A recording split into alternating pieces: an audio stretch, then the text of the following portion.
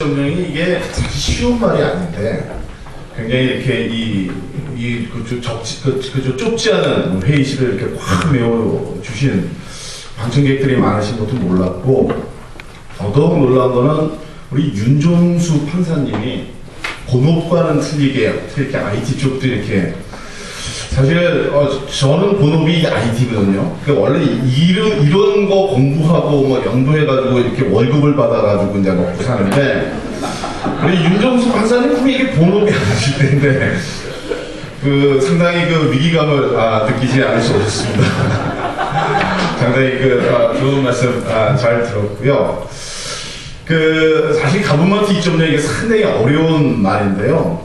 돌이켜보면 좀, 무리한 게, 우리나라에서 전자정부라는 말을 이제 막 본격적으로 쓴 게, 지금은 전자정부 많이 쓰시잖아요. 1995년, 제 기억으로는 1995년쯤 돼요.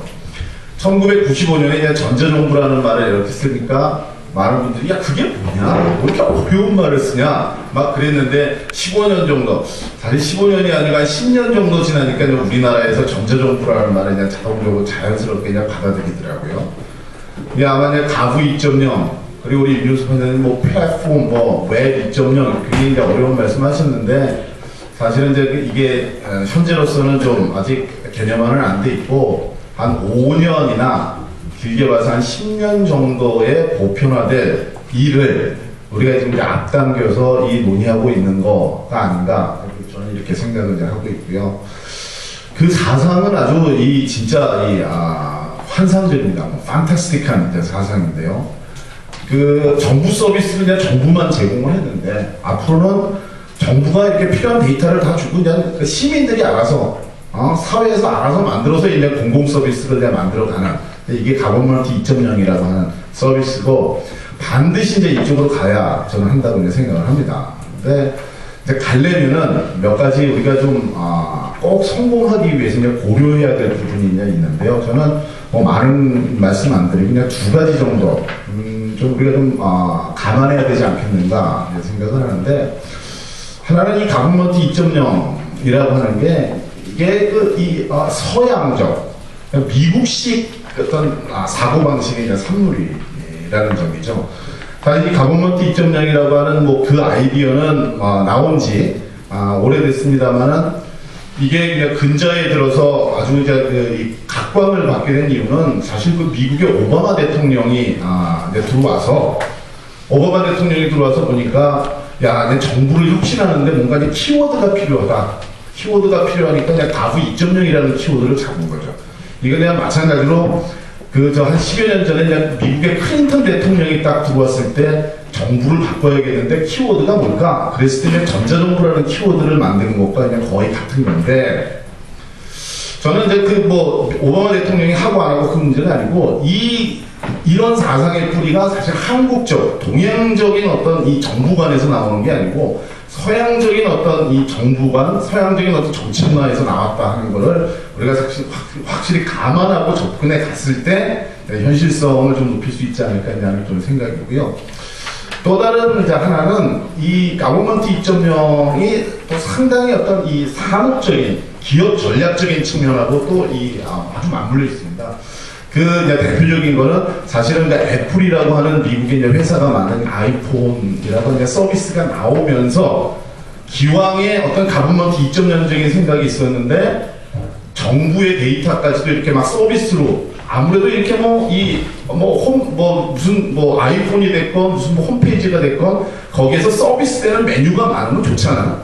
메뉴가 많으면 좋은데, 가장 많은 정보를 갖고 있는 것이 정부니까, 정부에 있는 그런 어떤 정보들을 가져다가, 그러니까 공공 서비스를 어떤 커머셜라이즈 하는 그런 게 또 하나 이 가버먼트 2.0에 대한 하나 배경으로 분명히 작용하고 있는 것, 우리가 또 감안해야 될 것 같고요.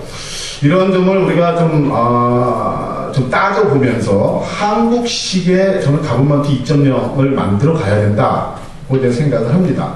그러니까 한국식의 가버먼트 2.0, 저로서도 지금 어떤 특별한 아이디어가 있는 거는 좀 아닌데, 분명한 거는 어떤 정부가 그냥 오픈해버리고 무책임하게 한국의 어떤 이 정치 문화라든가 정부에 대한 생각은 그런 건 아닌 것 같아요. 우리 국민들은 정부가 갖고 있는 정보 아니면 정부의 역할에 대해서 하여튼 어쨌든 의존하려고 하는 경향이 있기 때문에 정부가 끝까지 어떤 공공정보에 대해서는 공공정보나 공공서비스에 대해서는 끝까지 좀 책임져주는, 그러니까 이 공공서비스는 정부가 만든 게 아니고 민간에서 만든 건데 그걸 내가 왜 책임져? 저는 미국에서는 그게 이제 받아들여져도 한국에서는 만약 공공정보를 갖고 한 서비스에서 문제가 발생하면 우리 국민들은 야, 그 정부가 관련된 일인데 왜 너가 끝까지 책임져야지 그걸 왜 그냥 그 서비스 가게 놔두겠느냐 하는 분명히 그런 문화가 있을 테니까 하여튼 좀 어느 정도의 정부 역할이라든가 그런 그 룰을 이제 만들고 가야 되겠다 하는 게 이제 한 가지. 제가 한국식 가구 2.0을 할 때 이제 우리가 도입했으면 하는 그 제도고요. 또 하나는 우리나라 정부가 이 정보를 공개 안 하는, 분명히 공개 안 합니다. 정부가 갖고 있는 정보 중에서 공개해야 되고 민간에서 원하는 정보를 공개 안 해요. 근데 공개 안 하는 이유를 또 살펴봐줘야 될 필요가 있어요. 예를 들어서 지적 정보 같은 거 있잖아요. 우리 번지수, 이 땅은 누구 땅인지 하는 게 그냥 지적 정보인데 그 지적 정보 정부가 공개 안 합니다. 근데 정부가 공개 왜 안 하느냐? 그게 정확하지 않기 때문에 공개하지 않는.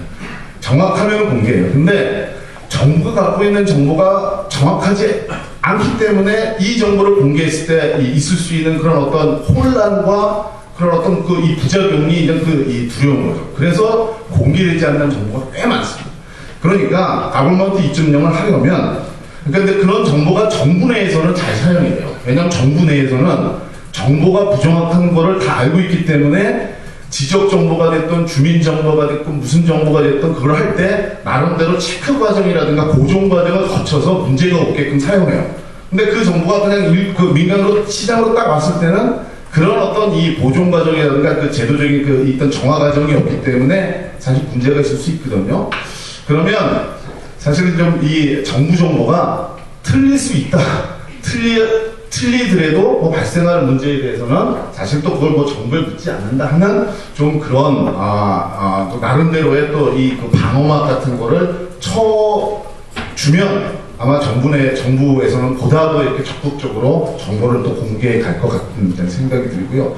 마지막으로는 우리 유주환 군이죠? 유주환 군은 이제 아이폰이나 이런 쪽에다가 이제 해가지고 애플리케이션을 이제 만들었는데, 이게 이 가부 2.0의 또 이면에는 굉장히 어떤 이 상업적이고 이 IT 비즈니스적인 그런 또 경쟁이 또 딸려 있거든요. 그러면 아이폰이라든가 스마트폰에다가 올리는 것도 중요하지만 그거는 이제 또 우리가 주도하는 기술이 아니니까 한국이 주도하는 내비게이션이라든가 또 다른 어떤 이 기술들이 많이 있어요. 이 정부 서비스 올릴 때. 그러면 한국인의 지원을 할 때 전 세계적으로 아이폰을 많이 쓰니까 우리도 아이폰에다가 올리는 거를 상당히 적극적으로 장려하자가 아니고, 아이폰이 정보 기술의 모든 건 아니니까 한국이 좀 이렇게 경제적으로 아니면 해외에 갖고 나갈 그런 어떤 전략 서비스나 제품이 있으면 그런 쪽에서 좀 공공 서비스를 많이 올리도록 이렇게 또 좀 지원하는 방법은 어떻겠는가 그런 생각을 해봅니다. 이상입니다. 고맙습니다. 좀 전에 송 단장님도 이 데이터 및 콘텐츠 관리에 대해서 어느 정도 좀 관리가 돼야 된다 이런 말씀을 하셨는데, 우리 황진은 황 연구위원님께서도 황교성 연구위원님께서도 그런 말씀과 함께 사실상 한국형 가버먼트 2.0에 대해서 말씀해 주셨습니다. 다음은 전종훈